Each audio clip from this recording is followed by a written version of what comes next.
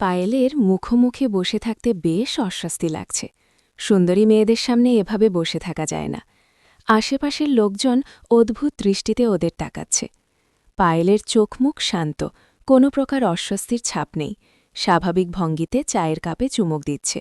মেয়েটার মুখ দেখে মনে হচ্ছে চায়ের কাপে চুমুক দেওয়াটাই এই মুহূর্তের সবচেয়ে জরুরি। এর চেয়ে গুরুত্বপূর্ণ কোনো কাজ তার কাছে নেই। নীরব আগ বাড়িয়ে কোনো প্রশ্ন করল না। বিরক্তি নিয়ে চারপাশে তাকাতে লাগল। বসে থাকতে ইচ্ছে করছে না। সকালের খিদেটা চাগার দিয়ে উঠেছে। মিনিট 5 পর পায়েলের চা খাওয়া শেষ হল। কাপটা টেবিলের ওপর রেখে তৃপ্ত গলায় বলল, চায়ের স্বাদ অতুলনীয়। এমন চা সচরাচর পাওয়া যায় না। এ বিষয়ে আপনার মতামত কি? চায়ের প্রতি আমার তেমন আগ্রহ নেই, তাই এ বিষয়ে কোনো মতামত দিতে পারছি না। ও আচ্ছা। নীরব চায়ের কথাটা মিথ্যে বলেছে। চা নিয়ে ওটা আগ্রহের শেষ নেই। খুলনা শহরের বেশিরভাগ দোকানের চায়ের স্বাদ বলে দিতে পারবে। কোন দোকানের লেবু চা ভালো, কোন দোকানের চা তেতো হয় না, সব কিছু বলে দিতে পারবে। দিনে 5-6 কাপ চা না খেলে ওর মাথা ধরে। সুস্থ শরীরে সজ্ঞানে মিথ্যে বলার জন্য মনে মনে তৌবা কাটে। বিরক্ত গলায় বলে, তুমি কি জন্য আমায় এখানে নিয়ে এসেছিলে? আপনার সঙ্গে কয়েকটা কথা বলতে চেয়েছিলাম। কিভাবে শুরু করব বুঝতে পারছি না, তাই আপনার সময় নষ্ট করছি।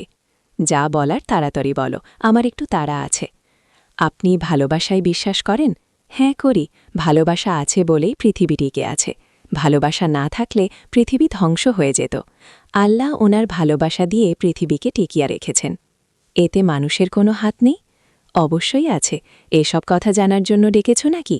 না, এসব কথা জানতে নয়। সত্যি বলতে আমায় দেখে শান্ত মনে হলেও ব্যাপারটা তেমন নয়। আপনাকে কয়েকটা কথা বলার জন্য নিজের সঙ্গে রীতিমতো যুদ্ধ করতে হচ্ছে। আপনাকে যে কথাগুলো বলবো সেগুলো সাধারণ কথা নয়, হুট করে বলে ফেলা যায় না। আচ্ছা বেশ, তবে তোমার সেই অসাধারণ কথাগুলো শোনার জন্য আমায় কি করতে হবে? একটা নিরিবিলি জায়গা খুঁজতে হবে, যেখানে গিয়ে শান্তিতে আপনার সঙ্গে কথা বলতে পারব। এই জায়গায় কথা বলা সম্ভব হচ্ছে না। আশেপাশের লোকজন অদ্ভুত দৃষ্টিতে আমাদের দিকে তাকাচ্ছে। আমার ভালো লাগছে না। তাহলে না হয় অন্য কোনো দিন বলো? না, আজকেই বলতে হবে, না হলে অনেক দেরি হয়ে যাবে। তাহলে এখানেই বলো, অন্য কোথাও যাওয়ার সময় নেই। হোস্টেল ফিরতে হবে, ক্লাস আছে, খুব জরুরি ক্লাস, মিস করা যাবে না। পায়েল ঠোঁট কামড়ে মাটির দিকে তাকিয়ে হাত কোচলাতে লাগল। কথাগুলো বলতে গিয়েও বলতে পারছে না, যেন কেউ ওর গলা চেপে ধরে আছে। কথাগুলো গলার কাছে এসে আটকে যাচ্ছে। কি হলো? আমাকে কয়েক মিনিট সময় দেন, কথাগুলোকে একটু সাজিয়ে গুছিয়ে নিচ্ছি। আচ্ছা। নীরব ভাই, আমি আপনাকে ভালোবাসি। নীরব শান্ত চোখে পায়েল দিকে তাকালো।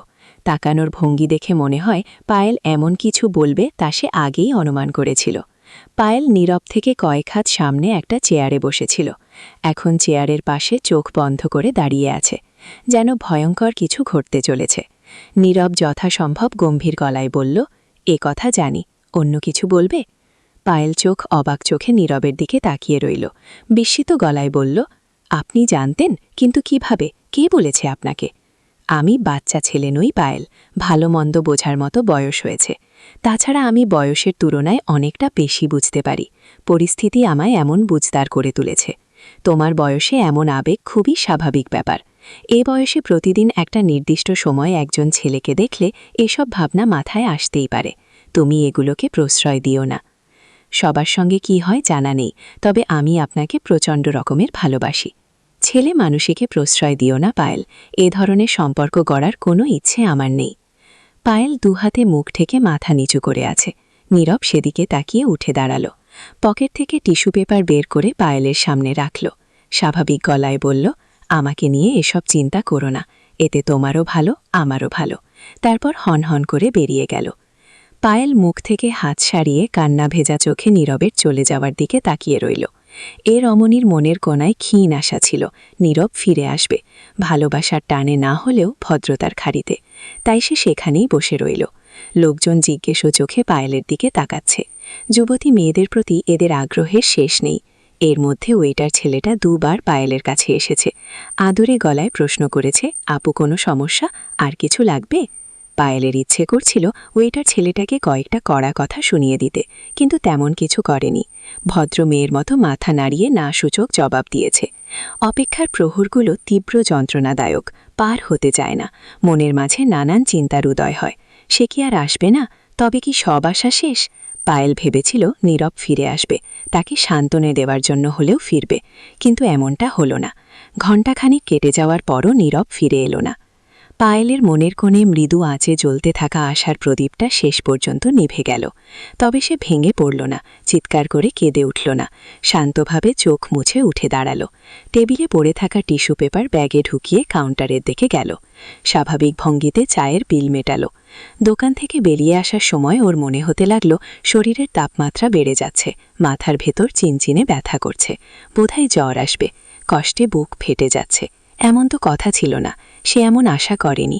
নীরব ভাই যে তাকে ফিরিয়ে দিতে পারে সে কথা বুঝতেও পারেনি। পায়েলের দৃঢ় বিশ্বাস ছিল নীরব ওকে ফেরাতে পারবে না। তার মতো সুন্দরী মেয়ের প্রেমের প্রস্তাব ফিরিয়ে দেওয়ার সাধ্য কোনো ছেলের নেই। স্কুলের কত ছেলে ওকে প্রেমের প্রস্তাব দিয়েছে। আজিম স্যারের মতো লোক বাবার কাছে বিয়ের প্রস্তাব দিয়েছে। সে কারো কথায় রাজি হয়নি, কাউকে গ্রহণ করেনি। মনের মাঝে এক পুরুষের প্রতি ভালোবাসা জমিয়েছে। সেই পুরুষ আজ ওকে প্রত্যাখ্যান করছে। এ বিরহে কেমনে সয়? পায়েলে নিজেকে ডানা ভাঙা পাখির মতো মনে হচ্ছে। এই অবস্থায় বাইরে ঘোরাঘুরি করা একদম ঠিক না। যত তাড়াতাড়ি সম্ভব বাড়ি ফিরে যাওয়া উচিত। পায়েল হাত উঁচু করে রিকশা ডাকল। রিকশায় উঠতে গিয়ে ওর মনে হলো নীরব ওকে দেখছে, আড়াল থেকে ওর উপর নজর রাখছে। তবে ব্যাপারটাকে তেমন গুরুত্ব দিল না। রিকশাওয়ালাকে বাসার ঠিক না বলে আকাশের দিকে তাকিয়ে দীর্ঘশ্বাস ফেলল। পায়েলের অনুমান মিথ্যে নয়, সত্যি নীরব আড়াল থেকে দোকানের ওপর নজর রাখছিল। পায়েলকে নিয়ে ওর বেশ ভয় হচ্ছিল। কৈশোর বয়সে মানুষ যে কোনো ভুল করতে দুবার ভাবে না, সামনে পিছনে কি হবে চিন্তা করে না, হুটহাট সিদ্ধান্ত নিয়ে ফেলে। পায়েলকে রিকশায় চড়তে দেখে সে স্বস্তির নিঃশ্বাস ফেলল। ওর কাছে পায়েল সাধারণ মেয়েদের মতো নয়। পায়েলের সঙ্গে নীরবের মান সম্মান জড়িয়ে আছে। তেমন কিছু হলে পায়েলের বাবাকে মুখ দেখাতে পারবে না। মানুষটা ওকে অনেক সাহায্য করেছে।